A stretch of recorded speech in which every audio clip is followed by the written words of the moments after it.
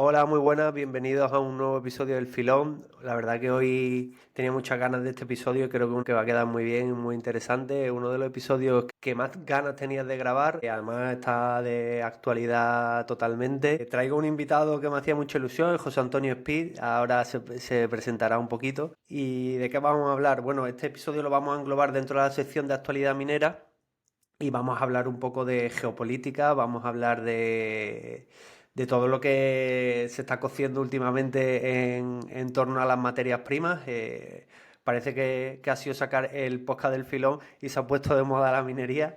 La verdad que es como una ilusión que de repente un poco pues empieza a valorarse de otra manera en la sociedad del sector, se empiece a tener una visión diferente del sector de la minería. Por primera vez en mucho tiempo la Unión Europea reconoce la minería como una actividad esencial y que no puede ser Europa una zona de servicios únicamente y empezamos a darle la importancia que tiene. Y bueno, en general parece que la sociedad se va dando cuenta de la importancia que tiene el sector y de lo importante que es que extraigamos nuestros recursos, que los pongamos en valor y que no dependamos de terceros países, ¿no? O que dependamos lo mínimo posible. Siempre se va a depender, en cierto modo, de terceros, pero es importante que vayamos ganando esa independencia en torno a las materias primas. Vamos a hablar, o lo vamos a dividir en varios bloques. El primer bloque del podcast hablaremos un poco de todo lo que se está hablando en torno a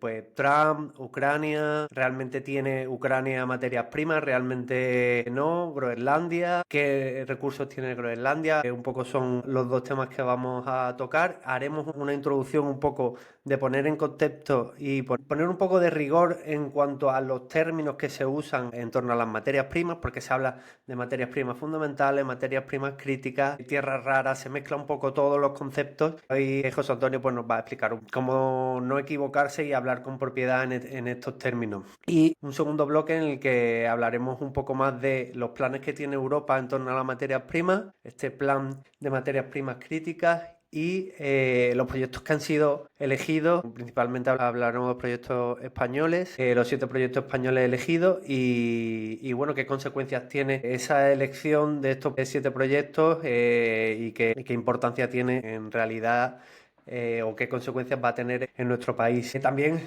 pues nos pondrá un poco en contexto y pues daremos un poco la opinión sobre este plan, si es mejorable, no es mejorable, tiene sus mejoras, pero bueno, que ya por lo menos parece que es un primer paso, un paso importante y que Europa se va dando cuenta de su, digamos, retraso en cuanto a ponerse en marcha en torno a las materias primas. Bueno, José Antonio, es un placer tenerte. Si quieres presentarte un poco y que contarle a la audiencia quién eres. Pues yo diría para no dar mucho la lata, que realmente soy un ingeniero relacionado con el tema que has sacado ahora. Supongo que por eso habrás contactado conmigo. Yo tengo para definirme ya bastantes años y empecé eh, con la especialidad, esa carrera en Madrid, como tantos compañeros míos. Y empecé a trabajar antes de acabar, ya estaba trabajando en la empresa de Alargada. Luego estuve poquito tiempo, como 4 años.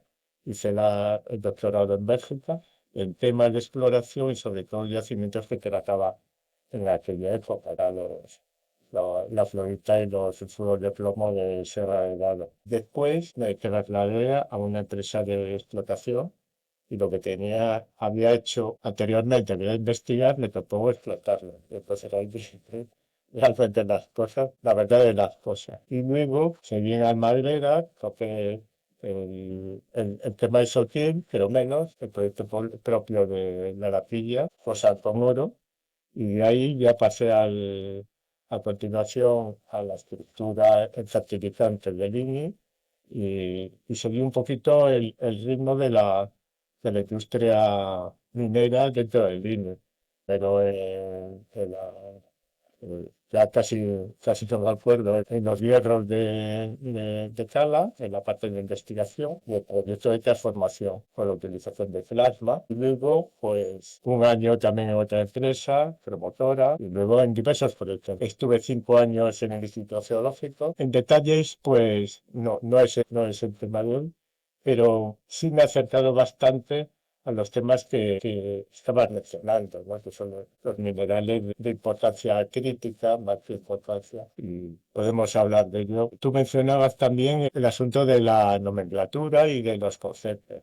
Sí, esa es la primera pregunta que te quería hacer, porque incluso en noticias de la BBC pues, se escucha como nombran diferentes conceptos, ¿no?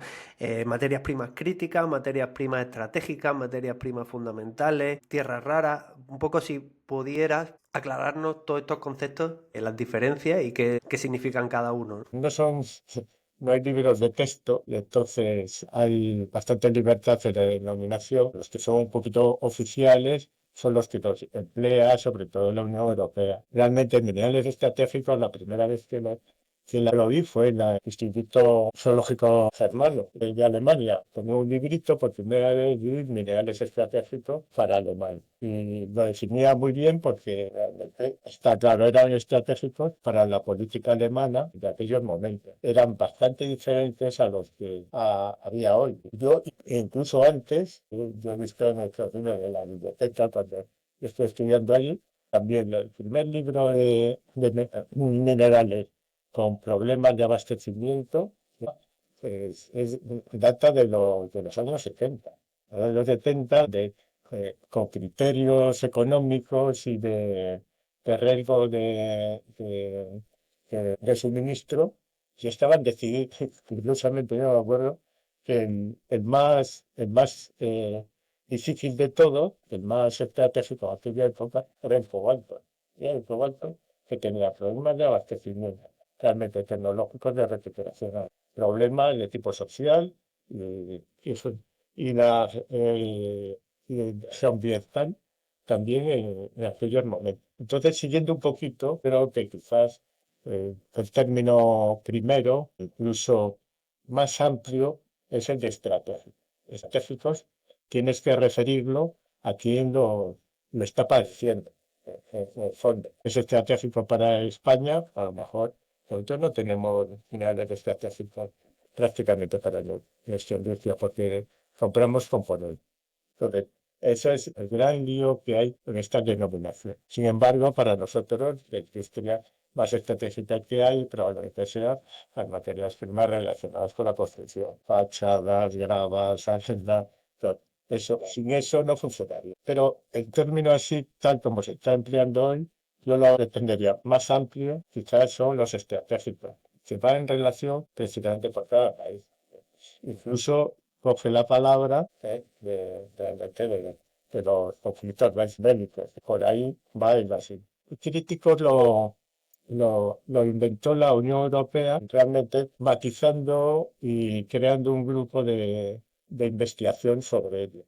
Ya bastantes años, del orden de 15, 20 años. Entonces ahí sí que definía con claridad y los elementos que hay para clasificar las materias primas minerales están relacionadas con, por un lado, el valor económico y luego, sobre todo, riesgo y el daño que no disponerlos en su momento. La Unión Europea claramente tiene sus límites y ahí lo define en función de estos dos vectores. De todas maneras, tampoco fue muy clara, porque realmente el litio ya pasaron 3 actualizaciones para meter el litio. Cuidado también, desgraciadamente no hay definiciones. Y luego, los fundamentales, pues es el que más me gusta, que realmente, aunque es amplio, sí que engloba parte de los dos, los que son estratégicos y al mismo tiempo los que son críticos o, podemos decir, supercríticos. Yo creo que esas áreas y prácticamente solo hay una definición clara por un equipo que son realmente los críticos. Los demás los utiliza según convenga. Eso es como veo yo el asunto. Entonces yo creo que nosotros mismos tenemos cuando realmente son catastróficos. En este momento las tierras raras es crítico y supercrítico para algunas industrias, pero está muy claro. Es crítico y los entendemos muy bien. Más no podemos. Y los que son de carácter de estructura, pues depende, nosotros somos un país con mucho armamento, o con conflicto, entonces podemos echar mano de otras definiciones. Bueno, y José Antonio, que como primera pregunta para poner en contexto, te quería preguntar el por qué. ¿Por qué ahora ha ocurrido este boom de materias primas? La gente empieza a hablar, se empieza a salir las noticias. ¿Qué es lo que ha ocurrido en estos últimos tiempos para que de repente se hable tanto de materias primas? Creo que hay algo fundamental que está dicho, pero no, probablemente no se tenga en cuenta. ¿Qué está ocurriendo ahora? Está ocurriendo y tiene ahí las pequeñas debacles que arrastra. Es el cambio de paradigma energético, lo sabemos todos. Pero, ¿y de dónde viene, por un lado? ¿De dónde viene todo este lío que tenemos? Para algunos incluso puede beneficiar del todo. Tener en la consideración el origen de las sustancias minerales y valorarlos en la actividad. Y es precisamente la conciencia universal de que estamos en un momento un poquito crítico, que es realmente la velocidad del cambio. Que conservar la naturaleza, sobre todo esta atmósfera, a los límites y el clima derivado de ello, necesita un cambio urgente y rapidísimo. Esa velocidad es la fuente de. Si alguien se para a pensar, esto mismo que está ocurriendo, que un poquito más, con más calma, no habría problemas para el suministro, no se utilizaría como pelota geopolítica, ni mucho menos. Es la velocidad. Estamos imprimiendo en estas acciones una velocidad que se sabe. Y eso en el fondo realmente quiere decir que hay gente que tiene conciencia y entonces en este sector pega precisamente con la velocidad de cambio que no es muchas veces no es posible. Pero sabemos que realmente un proyecto hasta que se pone en funcionamiento podemos rebajarlo y bajarlo en 10 años y pasar de 16 a lo mejor hasta 10, pero menos no se consigue. Eso es lo que nos tensa y lo que provoca en este momento el desbalance general, los miedos, el crecimiento de riesgo, lo que no tendría importancia, ahora lo tiene, el cobalto, lo estaba mencionando. Estoy hablando de los años 70 y ya había problemas. El litio es el segundo resurgimiento, porque antes era enormemente demandado por la industria espacial. Realmente se veía que la producción de aeronaves iba a crecer y entonces estaba el servicio, el buró de minas, o con experiencia personal, porque yo le escribí muchas veces que tenemos unas posibilidades de litio, aguas termales de la Arteal de Almería. Pero si quiero resumir todo, yo creo que el motor de todo este jaleo, si te haces inconveniente, es la conciencia que el clima se nos va de las manos. Y lo tenemos que resolver rápidamente.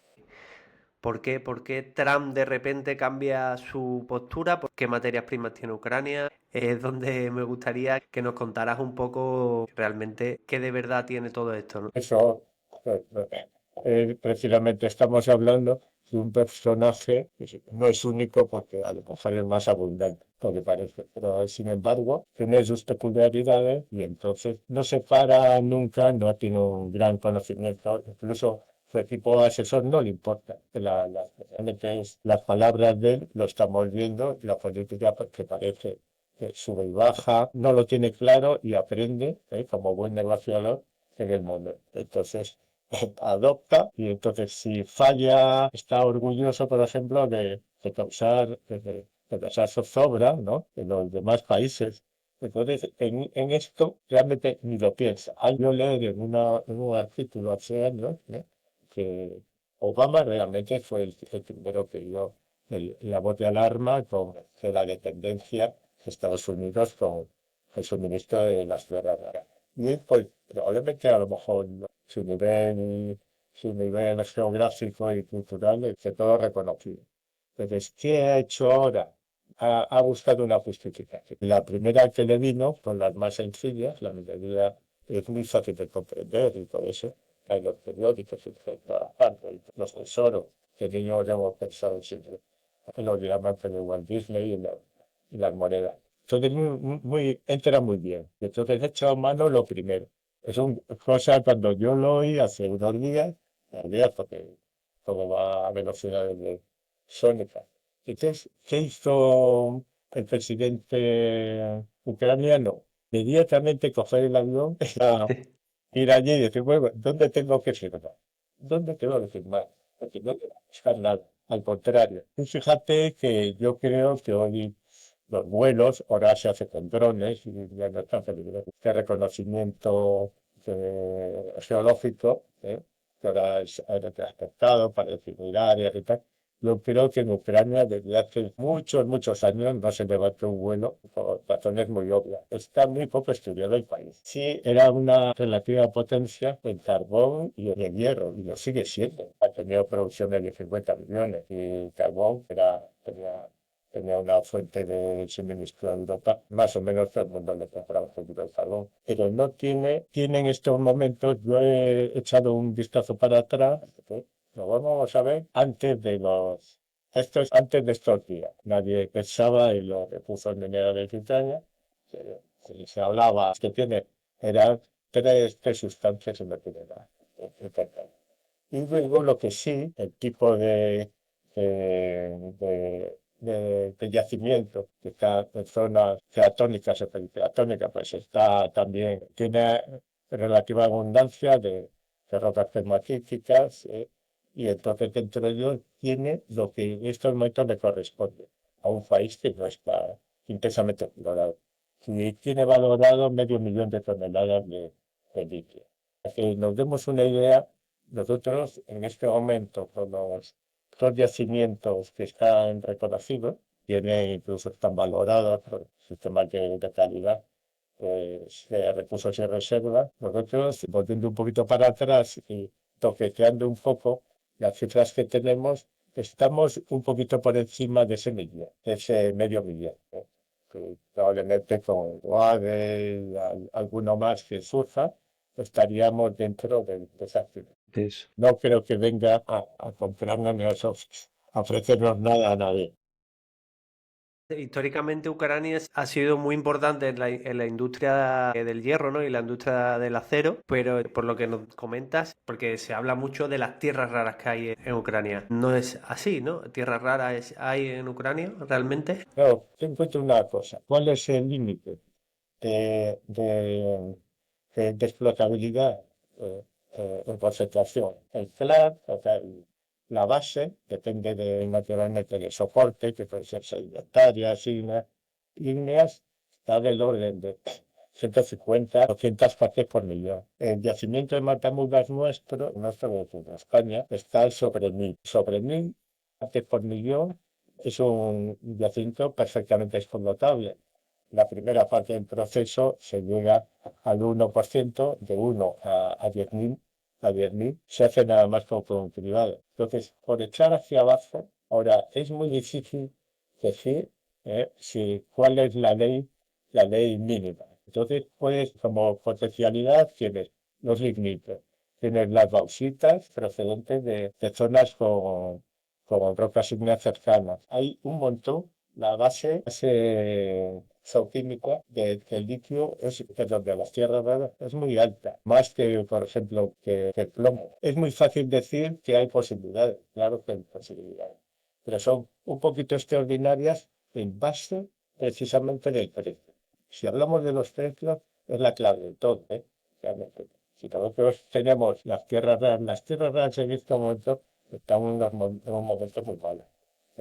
Realmente no hay tirón y los mercados ahí relativa abundan.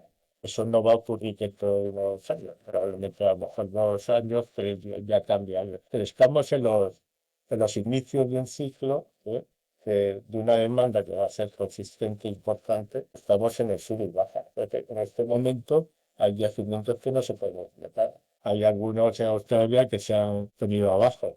Pues, es que los productores no están por la labor ahora de meternos.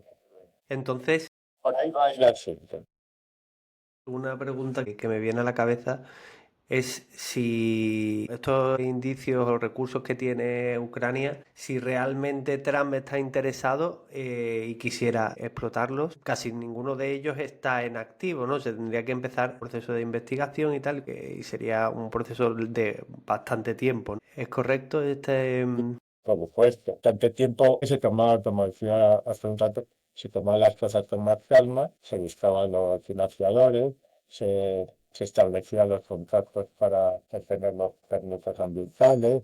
Ahora casi la Unión Europea está forzando todo precisamente por la necesidad. En Ucrania hay zonas favorables, hay fuentes de tierras raras, hay bastante. Todas tienen que llegar realmente al umbral económico de separación. Hay que tener en cuenta una cosa también en las tierras raras, que las tierras raras hay una explicación de por qué en este momento, aparte de tener los dos yacimientos más grandes, más los World Class, aquellos los excepcionales, de China, también hay otra razón.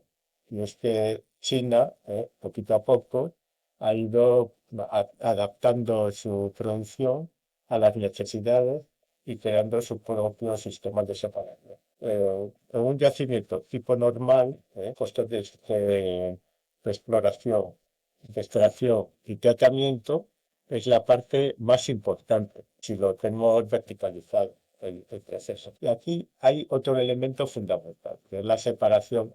Realmente la separación es el proceso clave en estos momentos que le da categoría al yacimiento. El yacimiento no se basa en el parazoismo, no falta repetirlo, las tierras raras son bastantes y tienen comportamientos muy semejantes y la separación química es muy complicada, no complicada, tierras disciplinas, y entonces China, el tipo convencional, pues ha ido solucionando el problema a muchas etapas con procedimientos, separación por solventes y luego precipitación final. Eso es la clave de todo. Y los productores que vienen detrás, por ejemplo, en Australia, están haciendo prácticamente lo mismo. El que lleva adelante marca también instituciones. España tiene Terras Unidas, tiene su paquete de separación. Sin embargo, el mercado lo va marcando ahí. Entonces, es también su defensa. Las condiciones de mercado, las relaciones entre un elemento tierra rara y otro, los marcan ellos. Y así se han defendido. Y ahora incluso ha limitado la exportación de su tecnología, que ya no lo hacían de todas maneras, y era siempre de muy poca.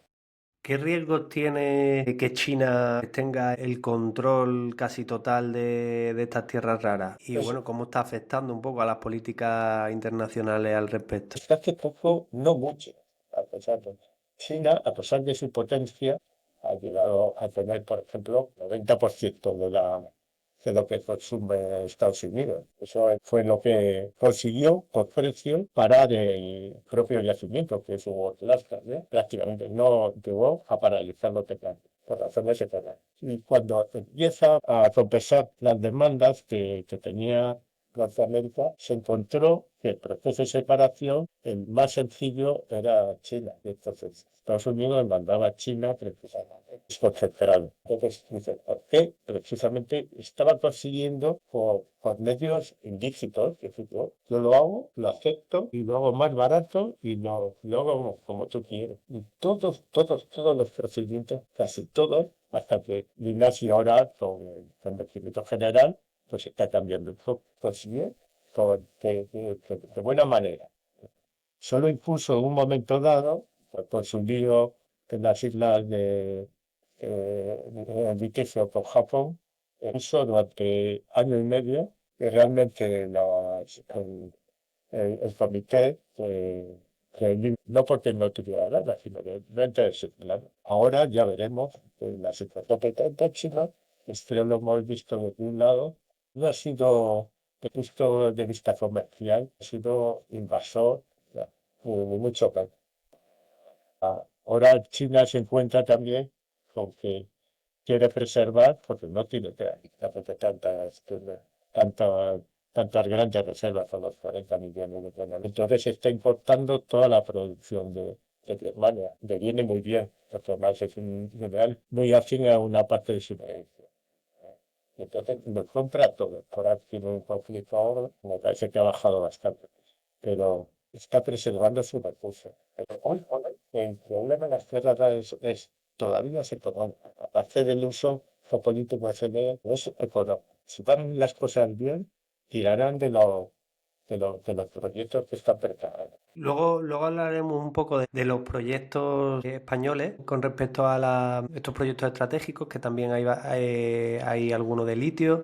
Y lo que comentaba de Técnicas Reunidas, que tiene también un proyecto en torno al procesado de tierras raras. Pero quería preguntarte antes sobre el tema de Groenlandia, ¿no? Que también se está hablando mucho de esa posible compra de Estados Unidos de Groenlandia, y bueno, todo el conflicto que podría generar, y también de los recursos de Groenlandia. ¿Qué de cierto hay en eso? ¿Realmente existen esos recursos de los que se habla en Groenlandia? ¿Qué recursos tiene? ¿Qué materias primas tiene Groenlandia? Si nos pudiera contar un poquito. Pues sí, Groenlandia quizás se pudiera decir que es otra cosa, pero tampoco es tanto. Yo creo que las motivaciones y eso se ha utilizado las tierras raras como otro recurso para justificar otra política, la política que quiere imponer.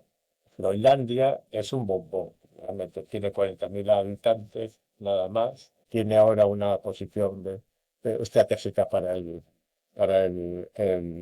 foro que se está fundiendo poquito a poco. Y luego las tierras raras y otros minerales que tiene, pues sí tienen más importancia de lo que estamos hablando. Groenlandia tiene sobre todo dos proyectos que son World Class, que es de los especiales. Al decir World Class, esa palabra inglesa, quiere decir que es un término que tiene mucha importancia. El Servicio Geológico Americano hizo una evaluación, yo creo, un poquito exagerada en ese momento. Y realmente, alrededor del 70% del suministro mundial de minerales recibida de China. Entonces lo puedes ver en algunas tablas que hay un trabajo de los chinos muy interesante. Hasta el más mínimo detalle tienen los yacimientos más importantes del mundo. Entre los 5 primeros, de 2 a 3, depende de la lugar, que está en medio, está en Groenlandia. ¿Vale? Y el segundo, Oyu Tolgoi, digo Oyu Tolgoi, Oyu, que me va los nombres. El gran yacimiento chino viene a ser como recursos, realmente la mitad del segundo que está valorado para el Groenlandia. ¿Qué problemas tiene Groenlandia? En estos momentos, explotar en Groenlandia no es sencillo, seguramente porque los minerales tienen una cantidad importante de uranio. Es más, cuando los yacimientos de tierras raras se van a explotar con la cantidad de uranio que tenía. Y el cato, o sea, el límite para la valoración, está en uranio, no está en tierras raras. Hoy las tierras raras, el que ha pegado un bote sin uranio, el que explote, tiene mucho interés por el uranio que contiene. Pero sin embargo, pues es zona protegida, por lo menos mentalmente, no le gusta a los habitantes que habrá más que 13. España ha comprado, ha tratado el mineral de Groenlandia. Es como curiosidad por decirlo. Que Sí. aquí en el medio, entre la fea trajo de una mina y los llevó su plata. Tuvo que recibir los tipos duros para ayudar. ¿Por qué? Porque tenía 6 grado. Es una pura anécdota. Si Sí. tienes un buen yacimiento, puedes estar tranquilo que un día se explotará. Pues mientras estamos hablando después en edición, para comentar a la audiencia, si nos escucháis por Spotify y plataformas de podcast, no lo podréis ver, pero si nos veis desde YouTube iremos poniendo algunas gráficas, algunos datos, y para que un poco os hagáis una idea de lo que estamos hablando. Te quería preguntar, José Antonio, un poco sobre Groenlandia. Entonces, por lo que nos cuenta, ¿realmente va camino o podría llegar a ser una gran potencia en el sector extractivo? Pero ten en cuenta, hay una cosa que no he dicho y no tenía pinta. Y es que en qué los minerales críticos, ¿en qué se caracterizan? Algo que no se menciona, y es su poco valor. O sea, que individualmente es importante pues, tener pues, diga, un kilo de neodimio, pues ahora que está abajo, puede estar a 50, 80 dólares.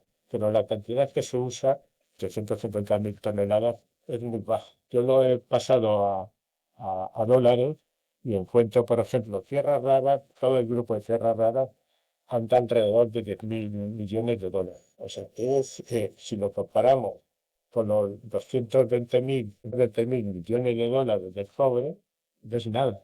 Estamos hablando del 3, 4%. Y si damos un repaso a todo, solo encontramos que el litio, que funde ahora con precios muy elevados, en estos momentos no, porque está en un punto muy bajo, pero bueno, ya se recupera. ¿Eh? Pues estamos hablando también del 3 y 4%, si comparamos solo con el cobre, no digamos con el hierro que les dice. Entonces, tántalo, que estaban discutiendo todo el mundo, estábamos hablando de 500 millones, 400, 500 millones de dólares. O sea, eso significa que, que- que el mundo esté preocupado por algo que no lo está valorando.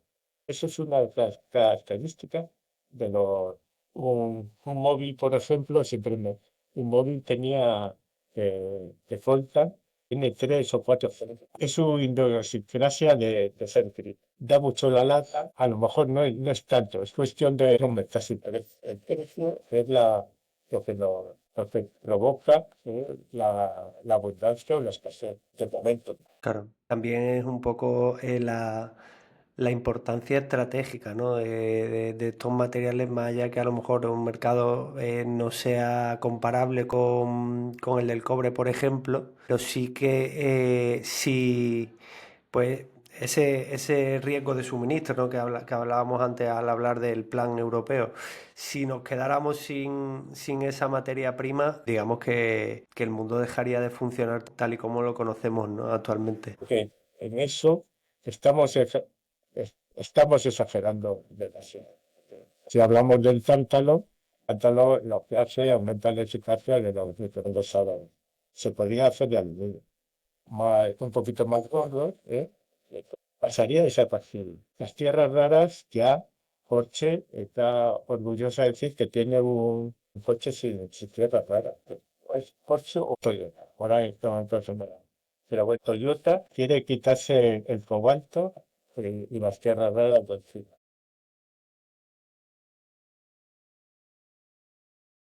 Hay cierta exageración al respecto, ¿no? Quizá entonces. Sí, Vale. sobre todo porque además hay otra cosa que es un tema muy fundamental. Es que las políticas realmente, en materias primas, sobre todo minerales, eh, hay que tener en cuenta otro factor que no se dice. Entonces, estamos hablando de la protección de la Unión Europea. ¿Qué ocurre? Los productores a veces no son tan nacionales. Tiene que ocurrir un cataclismo, a lo mejor lo estamos viviendo ahora, ¿no? Para que se diga, bueno, yo no te permito que exportes algo, porque desde el punto de vista comercial, realmente los capitales están, mismo lo que está ocurriendo con China. Hay unos elementos de sujeción que no se pueden liberar de la noche a la mañana, porque hay componentes que le vienen a Estados Unidos de China y China tiene que comprar ciertos chips en Corea. Hay una ventaja con China y son cosas muy fundamentales. Y es que ella sí que marca su política al estilo Trump. Claro. Quiero hacer esto y lo hago. Porque los que vienen detrás de las protestas y los rendimientos de su propia industria es más complicado. Pero en el fondo es eso. No es tan sencillo. El mundo de hoy es tan difícil separarse como unirse. Eso es muy importante. De eso hablaremos un poco en el segundo bloque, la diferencia entre China, de la rapidez de ejecución de los proyectos de China y Europa, ¿no? Eso lo comentamos después. Quería preguntarte un poco sobre qué implicaciones a nivel medioambiental puede tener la explotación de los recursos de Groenlandia y qué diferencia y qué peculiaridades tiene la explotación en ese entorno, ¿no? natural. Pero estaba mencionando el gran problema de las tierras raras es que muchas veces, sobre todo las carbonatitas, van ligadas a elementos radioactivos. No solo en ellas, por ejemplo, India tiene unos recursos muy importantes de tierras raras, precisamente porque en las arenas ciertas cosas tiene el torio. Hay que separar realmente después ese proceso de separación ya de solución y separar eso encarece y al mismo tiempo se enerva a los elementales. Es en este momento muy importante. Aparte, las condiciones económicas, no lo olviden, si no producimos el concepto, es que hace falta capital. Se habla mucho, yo leyendo precisamente Mesquinho, ya uno ya cansado. Lo que nosotros como inversores no tenemos ninguna ayuda. Hacer una mina cada vez es más caro, es más difícil y al final es costoso. La mina tiene que ser grande, no hay efecto económico ninguno y sin embargo realmente son inversiones de gran riesgo, pero sí que tienen realmente riesgos de verdad. Y sin embargo muchas veces no tienen la ayuda económica suficiente. La Unión Europea ahora ha logrado, que lo que está mencionando, unos 20.000 millones, 22.000 millones para eso. Eso no es para lo que necesita. Es una pequeña ayuda para todos, no llega.